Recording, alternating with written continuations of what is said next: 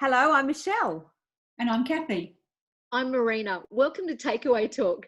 Now, the idea behind today's Takeaway Talk was all about thinking and thought. And would you believe it, girls? I've had no time to get anything prepared about this whole topic because this week's been kind of crazy. How's it been for you guys? Well, I think that's the problem with a short week, right? So we had a public holiday on Monday. Oh, I'm sorry, my background's giving me, blinkers there. Short week, and you just try to pack 5 days work into 4 days, don't you? And Oh, yeah. I am like, it's just been manic and crazy. And I'm supposed to be in Perth this week. That's why I've got the Perth background. And so time to think. This will be a very short episode, girls. Very short episode. I'm like you two girls. I've had crazy week. However, I thought, because when we said last week that it was going to be on thinking, I went, oh, I'm going to talk about thinking. So today, in a 5-minute moment, I went on and I Googled it. So I've got some points that I can actually talk about, not as an expert, but really I can okay, Cathy, I'm going to say something because I did the same thing just before I came on. And I'm like, oh my goodness, what am I going to do? What am I going to say? But I am going to start with this. Whenever I think about thinking, the first thing that comes to my mind is a movie, What Women Want. Have you ladies seen that movie? Yeah. That's so good. The Mel Gibson one where that's it. He can hear what women are thinking. Oh, yeah, that's so long ago. I can't even remember it. I think they've redone it, actually. It's that old. Like, they've done a remake of it. Yeah. Actually, I think you're right, yeah. Well, when I think of that, and Mel gets inside women's heads, and he's walking around, and he just sees women everywhere, and he can hear their thoughts. And in some sense, it's true. Sometimes, as women, our minds never switch off. And we can be thinking about one thing and then jump to another thing and then jump to another thing. And we're constantly thinking. And if we're not thinking, we're worrying. And it's like this vicious cycle. Is it just me, or do you ladies go through the same thing? No, and then we forget things. And like, somebody just emailed me like at 5 o'clock saying, don't forget you've got this article due tomorrow for the magazine. I'm like, hang on, I have written it, but where did I put it? And what have I done? And, and then I had panic stations just before I call about that. So always. Can I just say it's very common, because what happens is you do tend to, and I don't think we can say it's just a female trait. So I'm sure that there are plenty of people out there other than females that have this, but you dive from thought to thought to thought. And part of the way of dealing with that is that you have to actually slow down and capture those thoughts. And it sounds really easy, but it's a practice that you actually have to work at. And so there are some actions and some exercises that you can do to become more mindful and slow your thoughts down. And when you do them, because I've actually, a few years ago, I had to, because I was crumbling, I worked with someone that was helping me on how to slow my mind down, capture my thoughts, but also recognize triggers. Because often they'll say, you might be having a great day, or you might be having a really lousy day. And have you ever noticed where you'll go from perhaps feeling a bit happy and then suddenly you're feeling down? And what they say is, try to slow down and stop in that moment and look back to what was your thoughts, what planted in your mind, because that was your trigger. And it's all about gaining control and managing how you think, because that really does affect your emotional state as well. So it's really quite interesting. I'm fascinated by things like this. Can't say I'm a master. I've had quite a bit of experience. Oh man, it's so true. There's to be realistic, I'm so busy most of the time that the only time I really have to slow down and think, and I get the most amazing, incredible, insightful thoughts, is in the shower. Yes. It always, all my best ideas happen in the shower, and the moment I hop out of the shower, you've forgotten them. I've got to write this down, But then I'm like, I've got to get ready. I've got to put my face on.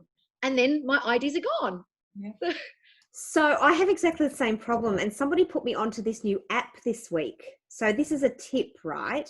There's this new thing called Otter, OTTER .ai, and it's an app and a website thing.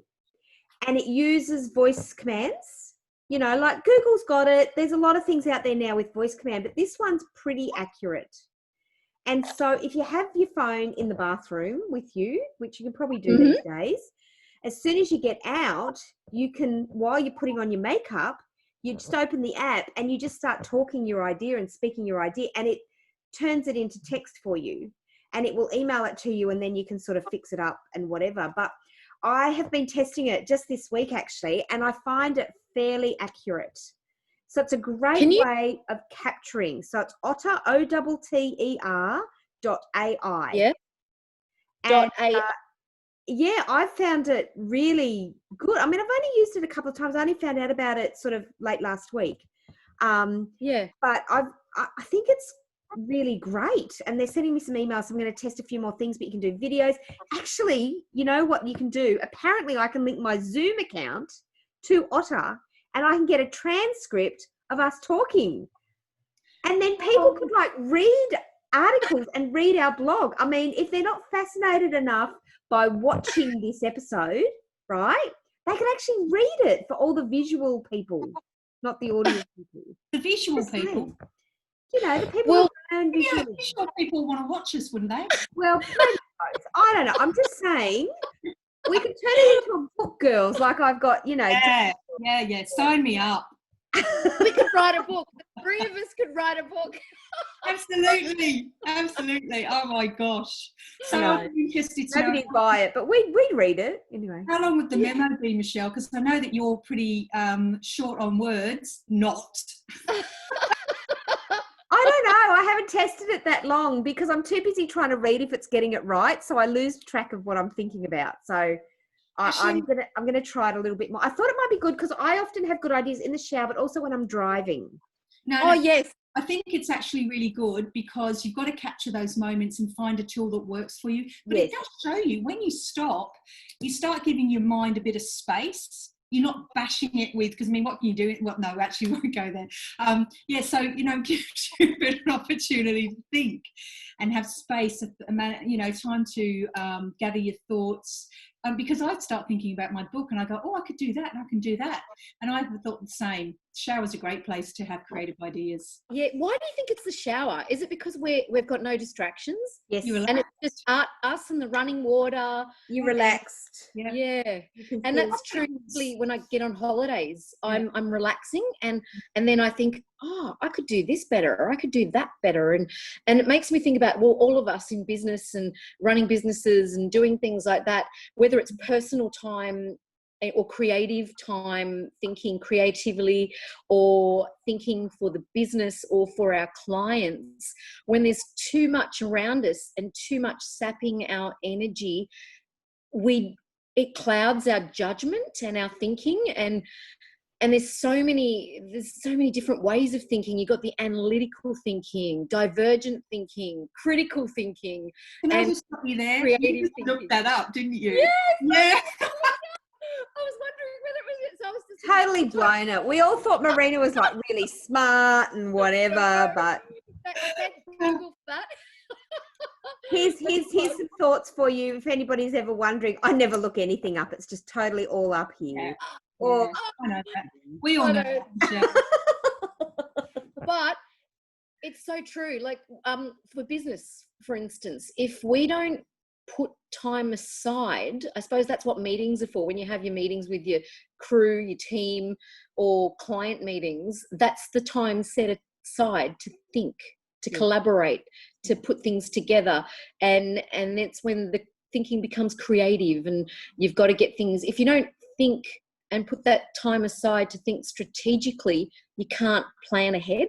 So, one of the challenges with the whole COVID, experience, what we're going through now. So I would always take Thursdays were my day at home, and it was my time to take what's been going on this week, what's coming up next week, where are my taking the organisation, what am I planning for? It was kind of my strategic thought day, and I would tend to take it easier like throughout the day and just try to provide that time for thinking and strategy. And I didn't have interruptions because I didn't have people coming to me, and you know, I wouldn't have a lot of meetings on those days and so on. But now, of course, Thursdays, which is supposed to be my strategic thinking day, has become just like every other day.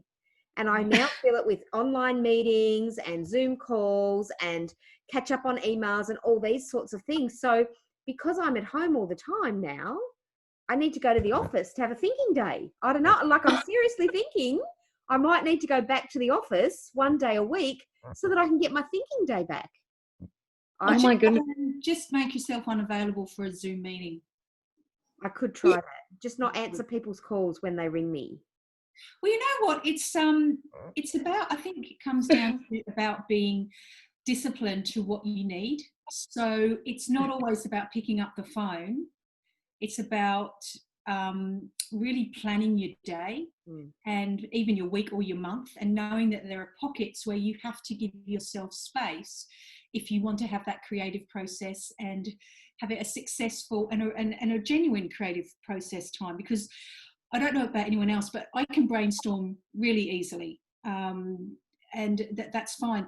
But I find that the quality brainstorming, the quality ideas come from exactly those times we've been talking about, where you really do still your mind and allow that other part of your brain to take over and start working.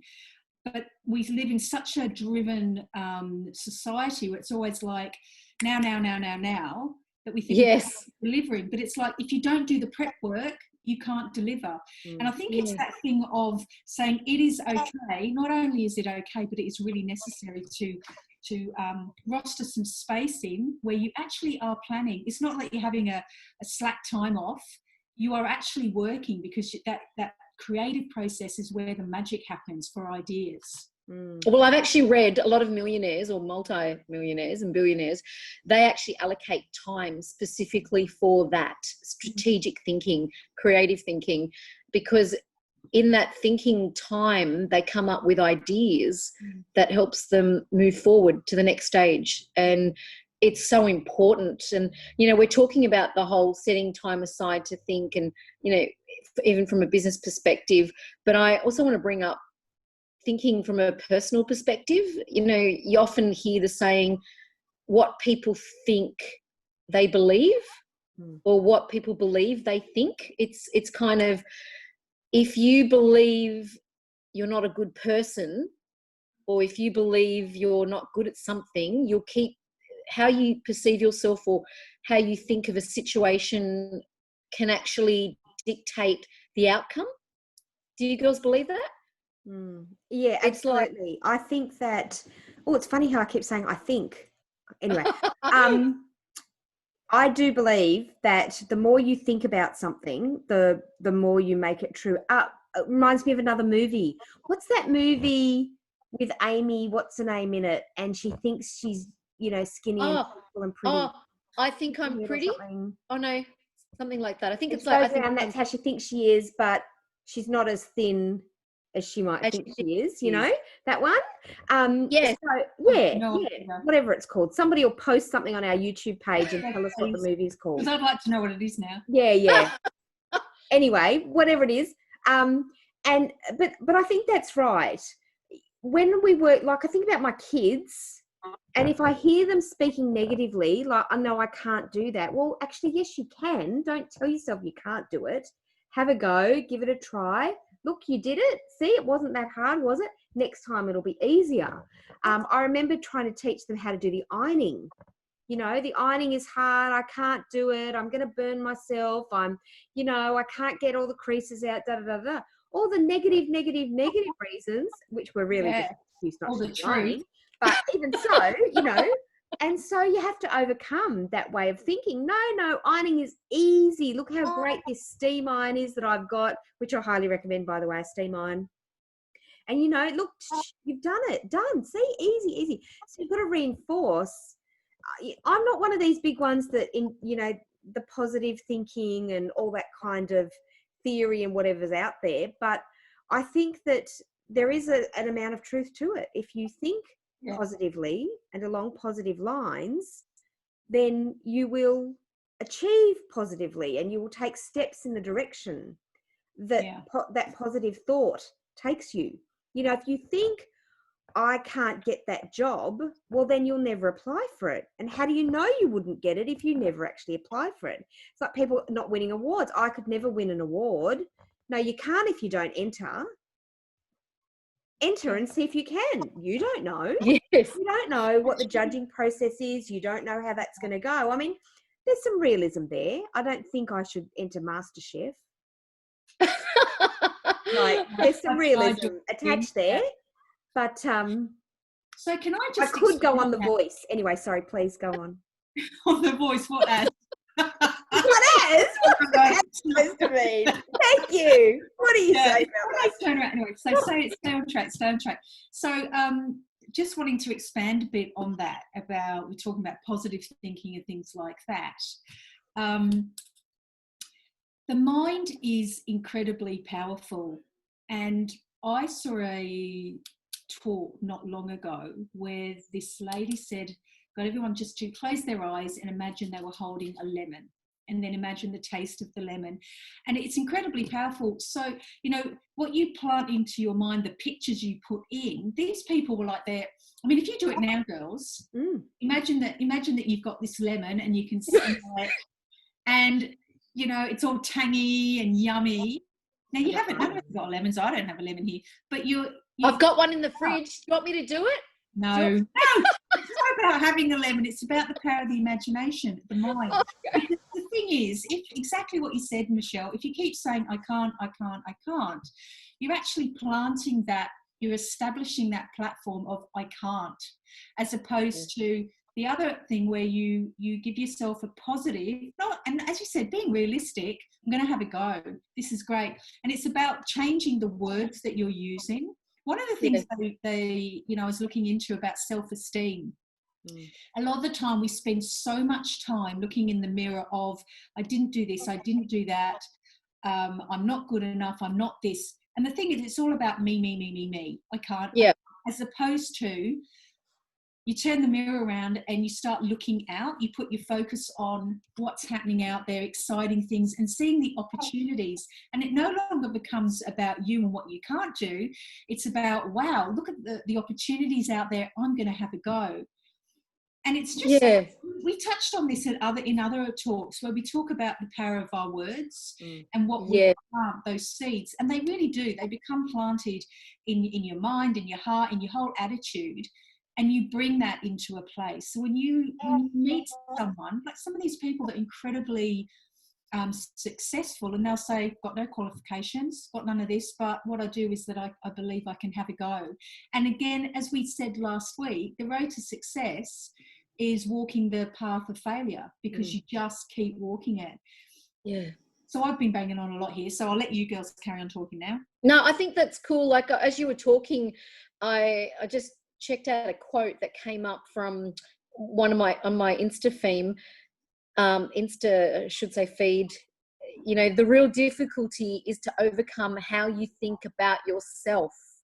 If you plan to succeed and you've got these negative voices in your head, or whether it's from the past or from people that have pulled you down, and you have a desire to succeed and to achieve things in life, it's like you said, Cathy, just stepping out and giving it a go and overcoming those negative words or the negative things that have been placed in your head, and how you see yourself, putting yourself out there and just letting go of that and starting to believe and think positively, and think, I can do this, I can attempt, I can try, I can give this a go.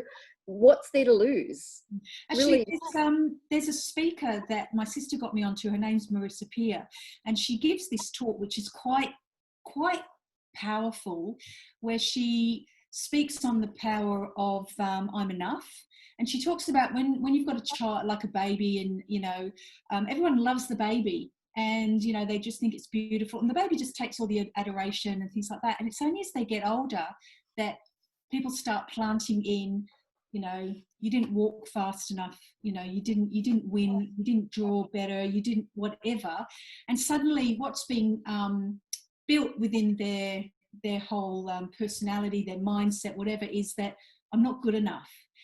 And what she did was she said, you know, she would draw on mirrors, I'm enough. So it's all about changing your attitude and going, you know, whatever I'm going to do, I've got enough in me to deliver it. And it's not about competing with other people because they're running their own race. But in the race that I'm going to run, I am enough. And when you take your eyes off yourself, it takes the pressure off. So suddenly you go, you know what, it's not about me saying, oh, I'm not as good as him at math or anything like that. It's like, I'm going to be the best that I can be, and then watching the doors open up. And I know it's a simple concept, but it does take discipline. But it's like anything else. If you're going to eat an elephant, you just do it a little bit at a time. So you just take those little steps, you know. Well, I think it comes with time. Comes to some extent, it comes with age, comes with knowledge. So the fact is that we go. I've got this talk that I do about schooling, right? And I've got this particular view of the schooling process. So you go into school and you're fresh and you're new and you've got full of life and energy as a child, you know, and your parents think the world of you and everybody says how cute you are and how great you look and how clever you are and all these sorts of things. And then you go to school and all of a sudden you've got to line up to whatever society says is the way to do things. And so you lose your unique approach. And so you're told that you have to be like this, like everybody else. Everybody has to be the same. And you're told to fit into this box that life decides is right for you. And then we spend 13 years at school being taught how to be like everybody else and how to compare yourself to others and how to benchmark against others and how to, well, you only got 80% and you only got 70% and Johnny got 90 and, you know, you're not good enough. And so this goes on and on for 13 years. And then we come out of school and we're expected to be full of life and energy and go and achieve things, when actually we've been told we're not good enough all the way through, unless we're the top of the class and we're the ducks. And then we're told that if we actually get something wrong or we fail, then we're a failure because we've been a success all the way through school. And when real life hits us, all of a sudden we're not. So I really do not like the schooling system. I don't think we've got it right in any way, shape or form. And I think that it takes us the next 20 years at least, right, girls? I mean, we're all in our 40s, right? So, or not. Thank you. And so, you know, it takes you 20 years to get over it and to understand that actually life is a journey and you learn all along the way. And actually what you learn at school is discipline and how to learn. That's all you need to learn at school. And so, you know, the maths and the English and all that stuff is good, but that's not why you're there.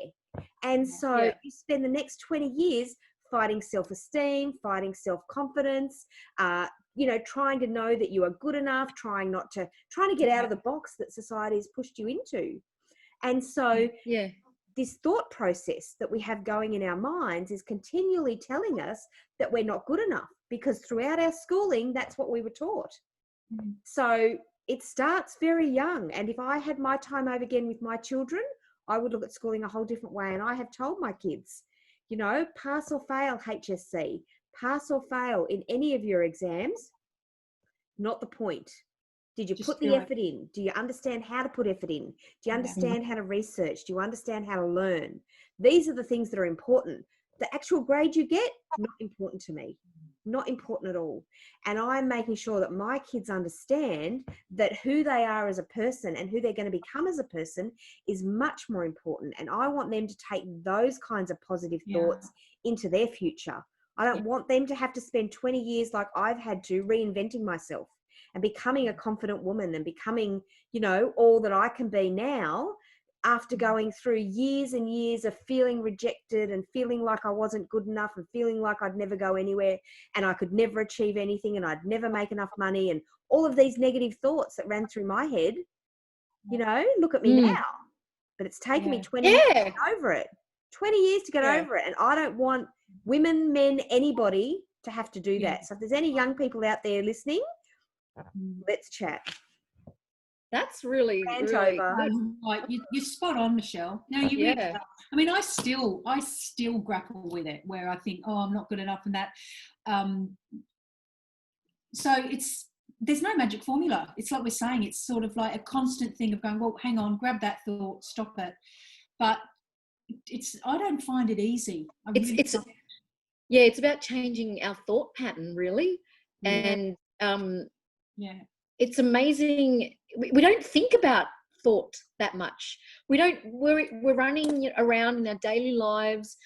We're getting on with everything that needs to be done, but we're really not thinking about how we're thinking and why we're thinking. Sorry, I've got a bug. I thought you were being like artistic. No, there's like a little bug flying around. That's why I'm going like that. But it's, whether it's personal thinking or whether it's because I had such a low self-esteem growing up, and I was, as Michelle mentioned, a lot of negative stuff was said into my life. So I had such low thoughts of myself. But because of that, I'm like, I'm going to prove to you I can do it. I kind of pushed myself, and I thought, if someone says I can't do it, I'm going to show you I can do it. I just had that, I just thought, who the hell are you to tell me who I am and what I can and can't do? So it was kind of, I don't know if you can call it that, like a righteous anger almost, and I wanted to rise up, and I think that's why personally I'm driven. However, in saying that, I'm not saying that I still don't grapple with my, thoughts of myself and how I'm seen or perceived, because we all do worry about certain aspects of who we are and what we are and, and how we're doing things. But as I'm getting older, like Michelle was saying, it does help that as you get older, you realize how pathetic it all is in one sense, It doesn't matter. Yeah, it doesn't matter. All the stuff that you've worried about all those years, it doesn't when you're matter. when you're going through it, it does matter. That's the thing. Yeah. But I suppose that's where the power of, when we share stories, we can sort of come alongside other people and go, I've been there, understand it, and now try and put it into perspective. Because we talked about this as well a few times ago, where you sort of go, well, what's the risk? Let's drill down and get to the source of it to try and take away the sting. Yeah. You're right. The world we get into is so judgmental. So Marina, I know you like to share quotes, but I'd like to share one today, if that's okay. Yeah. One of my favorite Bible passages, actually, and it's in Jeremiah, and it's actually God speaking. And he says, "For I know the thoughts that I think toward you, says the Lord, thoughts of peace and not of evil, to give you a future and a hope."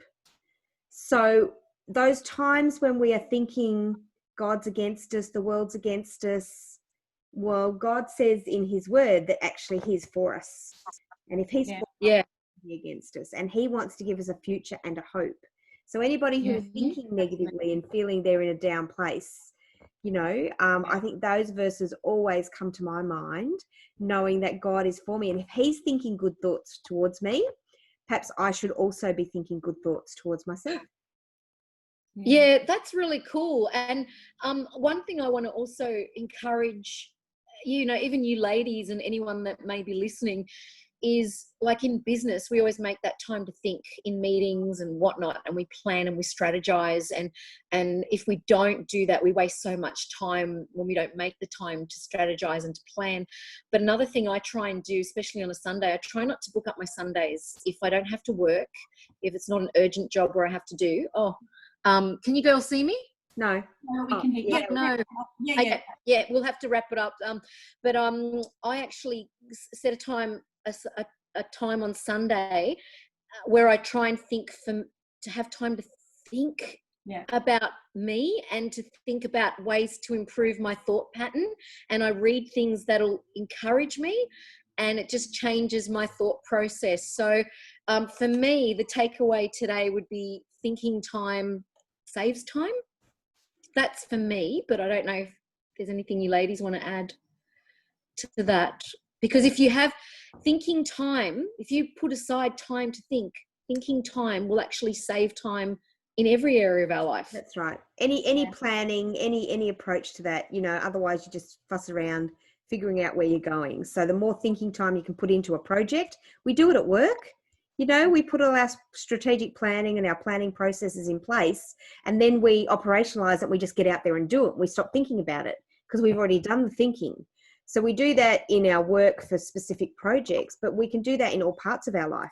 So is there an area in your life that you're struggling with? Is there an area that you think, perhaps I should do some more training in that? Okay, well, sit down, try and figure out, what is that area? Is there a book? Is there a program? Is there some training? How can you overcome that particular challenge that you've got? But first you have to think about it. You can't just ignore the things that are necessary. You know, we've been talking about positive thinking, but let's be real. We all have some negatives in our world. We all have some negatives in our lives, and you can't just gloss over them. Yeah. You know, if you are a nagging wife, No. then you need to figure out how to deal with that. You know, if you've got weight issues, then you need to think about how to overcome that. And then you have to actually put it into practice. You know, you have to change what you eat. You have to get out and all those sorts of things that we all know what to do.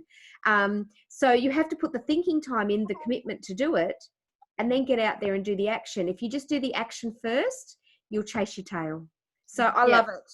Thinking time is saving time. Great. Yep. And on that note, that movie's called I Feel Pretty. Thank you. I Feel Pretty. All of you who stayed to the end, we expect you to watch I Feel Pretty during the next week.